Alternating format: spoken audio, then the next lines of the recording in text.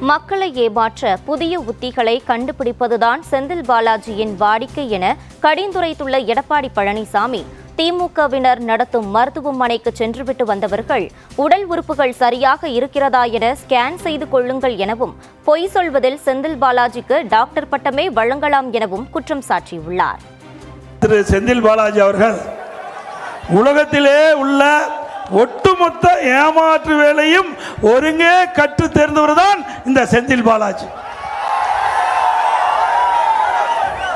மக்களை ஏமாற்றுவதற்காக ஒவ்வொரு தேர்தலிலும் புதிய புதிய யுத்திகளை கண்டுபிடிப்பது இவருடைய வாடிக்கை. இன்றைக்கு 10 ரூபாய்னா பேர் போனவர் செந்தில் பாலாஜி. அதாவது ஸ்டாலின் பொய் தான் பேசுவார், ஆனால் இங்க இருக்கிற செந்தில் பாலாஜி பொய்யே முதலீடாக கொண்டவர் இந்த செந்தில் பாலாஜி.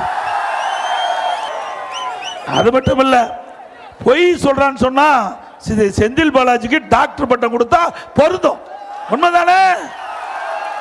நாட்டில் பணத்தை திருடுவாங்க, தங்கத்தை திருடுவாங்க, வெள்ளி திருடுவாங்க, வைரத்தை திருடுவாங்க, இப்போ கிட்னி திருடுறாங்க. இது கேவலமான ஆட்சி தானே? நான் ஏற்கனவே பல கூட்டத்தில் சொல்லிட்டு வந்திருக்கிறேன். இங்கே வந்திருக்கிற கூட்டத்திலும் சரி, நம்முடைய கழக நிர்வாகிகளும் சரி, நம்முடைய நண்பர்களும் சரி, உற்றார் உறவினர்கள் யாராவது திமுக நடத்துகின்ற மருத்துவமனைக்கு போய் அறுவை சிகிச்சை பெற்றிருந்தா உடல்ல உறுப்பு இருக்குதா என்று நீங்க ஸ்கேன் பண்ணி பார்த்துங்க. இது நான் நல்லதுக்கு சொல்றேன். ஏன்னா இவரை நம்பி யாரும் மருத்துவமனைக்கு போக முடியல.